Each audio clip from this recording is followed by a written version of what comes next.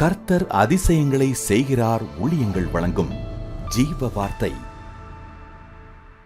இந்த நாளிலும் கர்த்தருடைய ஊழியக்காரன் உங்களை சந்திப்பதில் கர்த்தருக்குள் பெருமகிழ்ச்சி அடைகிறேன்.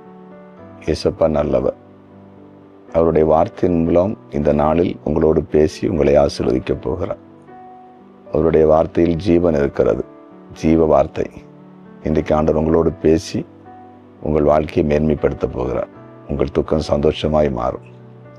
இந்திய ஜீவ வார்த்தைக்கான வேத வசனம் சங்கீதம் 25:7.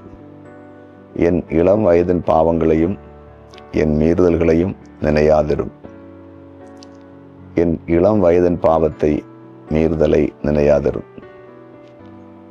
இளம் வயது, குறிப்பாக வாலிப வயது நமக்கு ஒரு முக்கியமான பகுதியாகும். மனிதனுடைய வாழ்க்கையை 3 பகுதியாக பிரிக்கலாம். சிறு வயது, குழந்தை பருவம், வாலிப பருவம், முதிர் வயது. அதில் குறிப்பாக வாலிப நாட்கள், இளம் வயது ஒரு முக்கியமான இடமாக இருக்கிறது. இந்த நாட்களில் நாம் நல்லதையும் கெட்டதையும் அறிந்து கெட்டதை செய்யாமல் தீமையின் பாதையிலே போகாமல் நல்ல வழியில் நடக்கிறது ஒரு பெரிய மேன்மையை கொண்டு வரும்.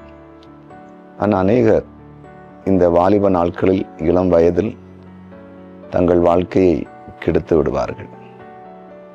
உலக மாயைக்குள் போய் சிக்கி தங்கள் வாழ்க்கையை சீரழித்து எதிர்காலத்தை ஒரு கேள்விக்குறியாக்கி விடுவார்கள்.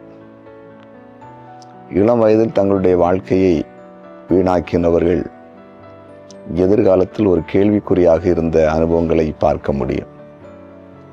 அதனால்தான் இங்கே சங்கீதக்காரர் ஆண்டவரிடத்தில் ஜெபிக்கும்போது சொல்றாரு, என் இளம் வயது பாவத்தை மீறுதலை நினைக்காதுங்கப்பா, அதை மறந்துடுங்க அப்படின்னு சொல்றாரு. இன்றைக்கு கர்த்தருடைய வார்த்தை கேட்டுக்கொண்டிருக்கிற உங்களோடு ஆண்டவர் பேசி கொண்டிருக்கிறார்.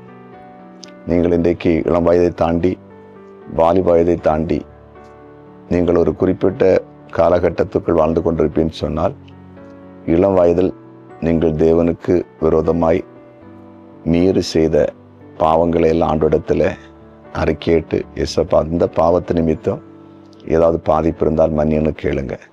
அதே போல் இன்றைக்கு நீங்கள் வாலிபர்களாக இருந்தால், இளம் வயதோடலாம் இருந்தால், வருங்காலத்தில் நம்ம இன்றைக்கு செய்கிற பாவத்தின் விளைவு நமக்கு பாதிப்பை கொண்டு வரும் என்பதை அறிந்து இந்த நாட்கள் நீங்கள் ஆண்டவருக்கு பிரியமாக வாழுங்க. ஆண்டவர் உங்களை ஆசீர்வதிப்பார். இப்பொழுது நாம் தேவ சமூகத்திலே ஜெபிக்க போகிறோம். ஜெபிக்கலாமா? ஜெபிக்கலாம். ஆண்டவரே, உம்முடைய பிரசன்னத்துக்காக நன்றி. நீர் பேசின வார்த்தைகளுக்காக ஸ்தோத்திரம். இளம் வயது பாவம், இளம் வயது மீறுதல், அது எங்கள் எதிர்காலத்திலே தீமையை கொண்டு வருகிறது. இன்றைக்கு எங்களோடு பேசினீர், நன்றி.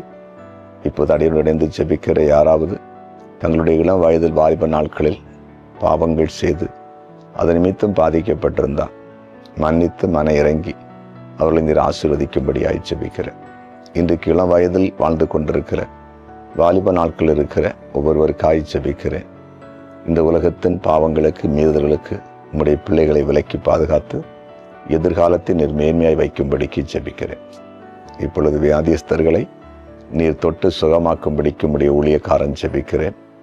இன்னும் பலவிதமான நெருக்கங்களோடு போராட்டங்கள் இருக்கிறவங்களை விடுதலையாக்குங்க. குறிப்பாக பிறந்த நாளை காண்கிற அனைவரையும் ஆசீர்வதிங்க. திருமண நாளை காண்கிற ஒவ்வொருவரையும் கர்த்தர் ஆசீர்வதிங்க. ஆண்டவரே, கமெண்ட் செக்ஷனில் ஜெப குறிப்புகள் அனுப்பியிருக்கிறவங்களுக்கு நீர் அற்புதம் செய்யும்படிக்கு ஜெபிக்கிறேன். இயேசுவின் நாமத்தில் பிதாவே, ஆமென்.